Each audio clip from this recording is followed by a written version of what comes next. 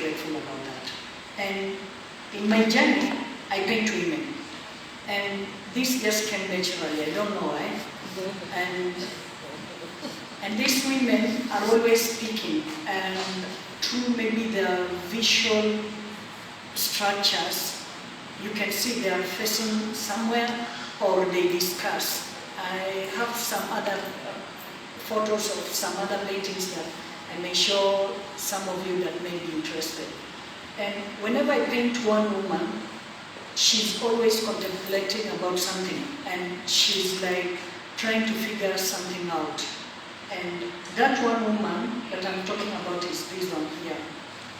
And in this, I titled the painting Prospects of the Calm.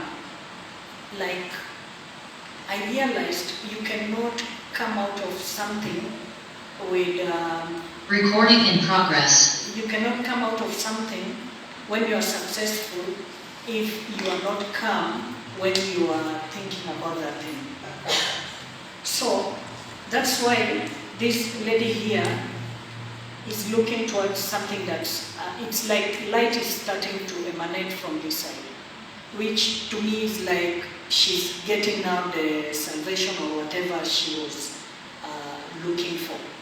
And when I paint two, it's more a secret. Somebody is trying to reach out to the other to get a certain solution to whatever they're going on. And in all the paintings, I think those women are always focused. I don't know, maybe they may not be focused, but to me, when I paint them knowing they're focused. Yes. Yeah. So, and the focus to me is like when you want to solve something for yourself, are you focused that you're going to get a solution, or you're just working on it, not having that focus and that belief deep inside that you're going to find a solution? And yes, that's what I can say. And maybe to add on that, I don't know, a human being soul, is it feminine or is it masculine? Or masculine? It is just a soul. It is just a soul. It's just a soul. Sexless. It's sexless. Yes. But now, my stories, I try to find out who is this woman that always appears in each and every painting. And the structure of her face is always similar. And I never intend to make her be that single woman in each and every painting. And I realized it could be myself in a feminine structure, trying to speak my story. And using women, I realized women associate very fast, just like kids. I'm sorry to say kids, but that is one thing that I realized. And having them in the center of spreading information makes that information reach a wider audience very fast. And that's part of what I can say today. I'm happy meeting with you and learning about moving cultures, and I'm continuing to learn more and more each and every day. Thanks, everyone.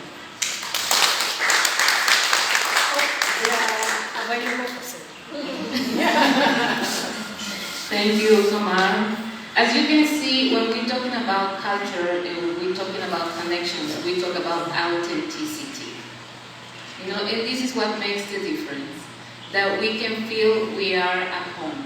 Because what is home? Like Okamar said, our soul. You know, when this soul leaves the body, what is there? Nothing. Yeah?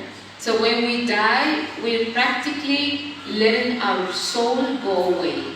When we are alive, our soul is guiding us. Our soul is allowing us to understand what is greater than us and what is greater than the things we can touch and the things that we believe they are important. And I think COVID has taught us that we are very vulnerable, like a piece of glass, isn't it? I think that was a big lesson for all of us. And to actually talk about this and to introduce the Alzheimer and Dementia organization, I'm introducing Elizabeth Mueke, Kasimu. Hi everybody. It's a nice forum to be. When Wani started talking about COVID, I went back to where I was. But before that, when I met Wani, I had just lost my job. And I was trying to figure myself out. I didn't know what to do. I had been in corporate for many years, but I was lost. And so I used to come and offer my services. I'm a trained counseling psychologist, and I'd come and offer my services at Faraja. And so one day I met Wani. And so I just felt attracted to her, and I was like, you know what, I need to speak to you. I don't know what to do with myself. And somebody said, you're to stop complaining. So I told me, find your niche, find out who you are.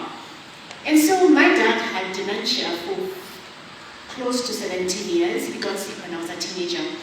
And we did not understand what it was. And for a very long time, I struggled to understand what it is. And I was like, you know what, why don't I start an organization to help somebody else understand what I have been through, so that it doesn't take them 15 years to get a diagnosis like I did, or like our family did. And so that is what I did. And we started an organization called the Alzheimer's and Dementia Organization Kenya, and we are helping caregivers understand what is dementia. And we have realized a lot of them, when they are coming to us, because of the stigma associated with it, and then so many myths around it, and also not being able to vocalize or say, this is what my loved one is going through. We want to hide our loved ones and not speak about it. So we are trying to be the voice that is standing out there and telling the government, hey, you need to do something about it. And when we started, it was very difficult because nobody would listen to us, nobody would even give us an opportunity to, even a forum to speak about dementia. But we persisted, and now we are glad to say that at least in Kenya, we are at the stage where we are working on the dementia plan with the Ministry of Health. And that is a plan. Because we have come from so far. It has taken, do we call it blood, sweat, and everything to be where we are. And so, like when he said, in 2020, we had run support groups for people living with dementia for all this time. But we realized now we had to stop because of COVID. And then now we stopped, and then guess what? I get COVID, and I get really sick. 95% of my lungs were eaten up by COVID. I only had 5% lucky. And I was in hospital for a long time, and it took a lot of prayers. And let me tell you, when you do something good to people, it comes back. Because the people who I helped, I actually, according to the doctor, he says I actually was resuscitated. And it's because of the prayers and this. One of the people told me, you couldn't die. You hadn't finished your work with us. You hadn't trained us properly. You needed to be back. And so when you do good things to people, and I'm glad about what one you do, and bringing everybody together. Every time somebody walks in, you see a smile on one of their faces because they recognize somebody else they have worked with. So thank you for the platform.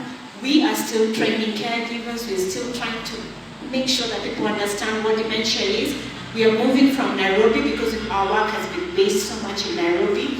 And so we are trying now to reach out to the other counties. And now one of the good things that we've actually noticed is that people are not coming to us when they're in the middle stage or late stage of the disease.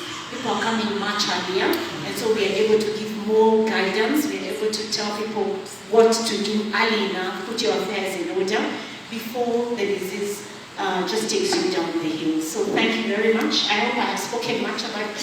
When I look at you, you understand what dementia is, so I don't need to go into the nitty-gritties or just to say, this is what we do. Thank you very much. Thank you. Before we continue, continue with the following guests. We're going to invite Asmita Shah, who is also one of our partners and members, to talk about the work she's doing with different projects and organizations.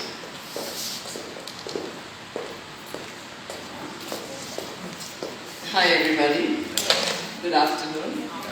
It's my pleasure to be here with such wonderful people. And I can say my journey started here from Faraja. I am a volunteer here at Faraja. I do some nutritional therapy with the cancer patients here. And it is in Faraja that I met lovely Vani. And she has been a source of inspiration since then. And at Faraja, so what we do here is we are giving a lot of emotional support, a lot of physical support, a lot of things like yoga, Reiki, nutrition care, personal counseling, body talks. So all this that Faraja is doing is really helping a lot of people, and I'm very, very happy and honored to be a part of Faraja. Besides Faraja, there is a school that I've been supporting. And that school, if you have heard of it, is called the Tumshangilieni. Tumshangilieni Mtoto is a school that supports the street children.